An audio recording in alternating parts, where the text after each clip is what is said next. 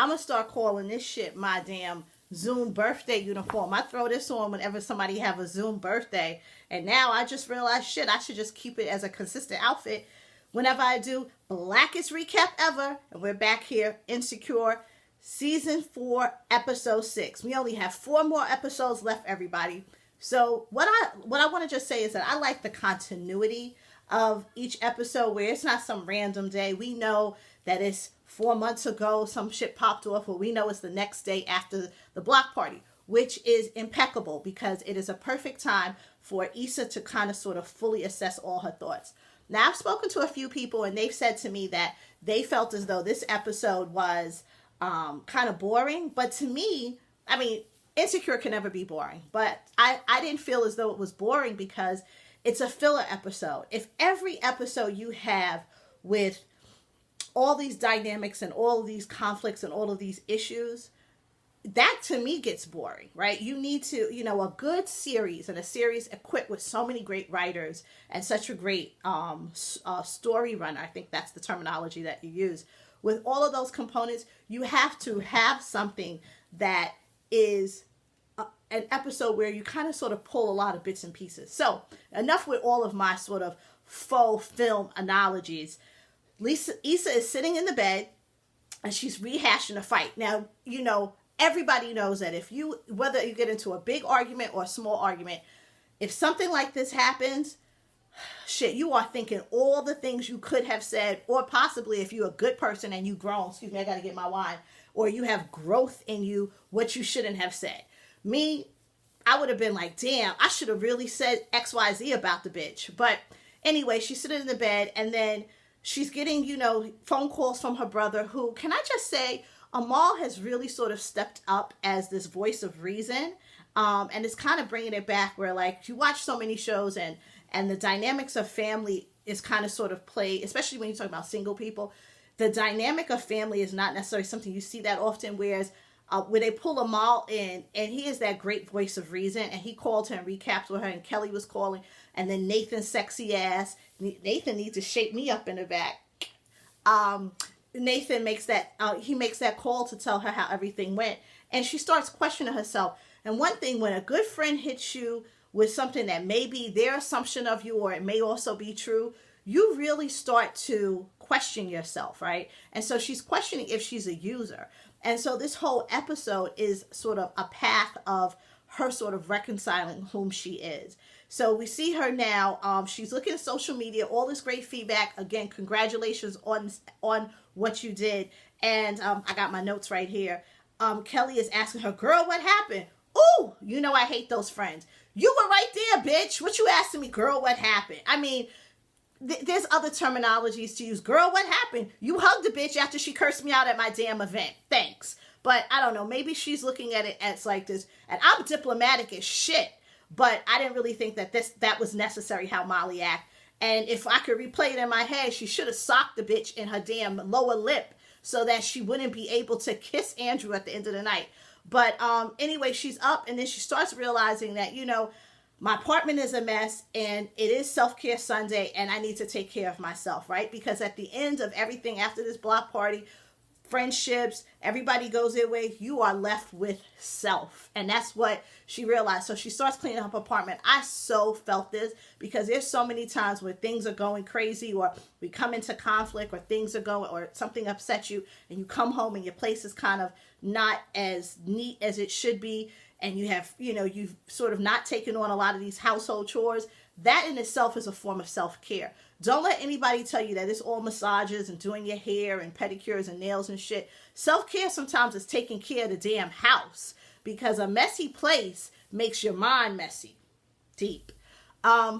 So, again, I just want to say Molly got Issa fucked up. So, and it's also therapeutic about cleaning the house. So, anyway, Issa ends up she's in a supermarket and this pregnant woman is trying to get through the line. And at first I was like, do they really do that in LA? Because when you see pregnant people here in New York, people try to be at least kind of sort of considerate to them.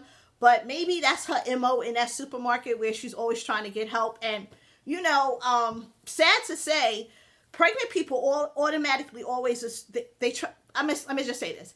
People with kids always play broke. And they always assume that if you don't have children with you, that you have money. And guess what? Other people who have children or pregnant women will try to scam people who have children as well.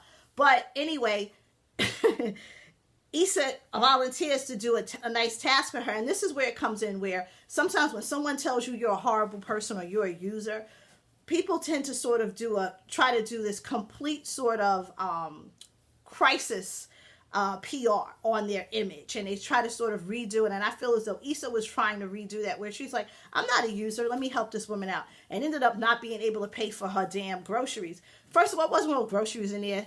I guarantee you that bitch had that organic ass formula, plus she probably pulled a whole bunch of stuff. Listen, if you begging and you can't pay for your glamorous shit, you got to go back and get no frills, honey. So she can't pay for it. She ends up buying that big old, the horrors, that jug of wine.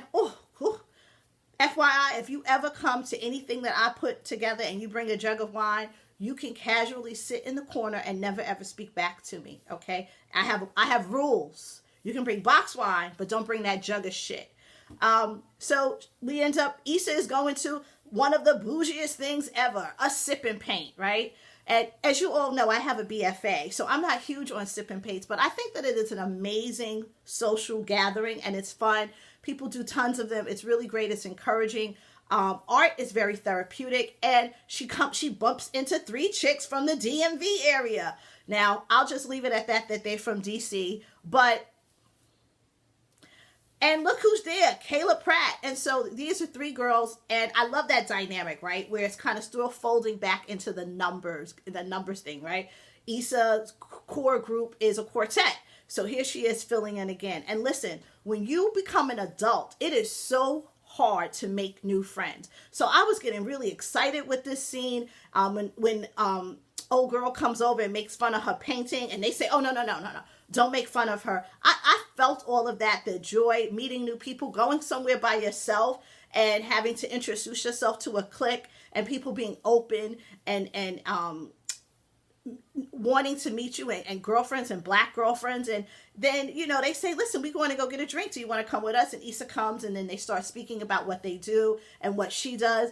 And this was also a beautiful moment where Issa was saying what I do, right? And that's a beautiful thing when you're trying to figure it out. And also the chicks, the DC chicks ended up bigging her up on what she does.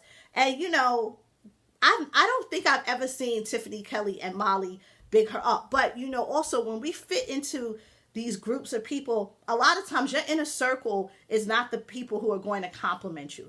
Your family doesn't always give you the compliments. The people who you speak to the most, the ones you hang out with the most, they know and acknowledge the talents and the gifts that you have, but it doesn't necessarily always come up in a conversation.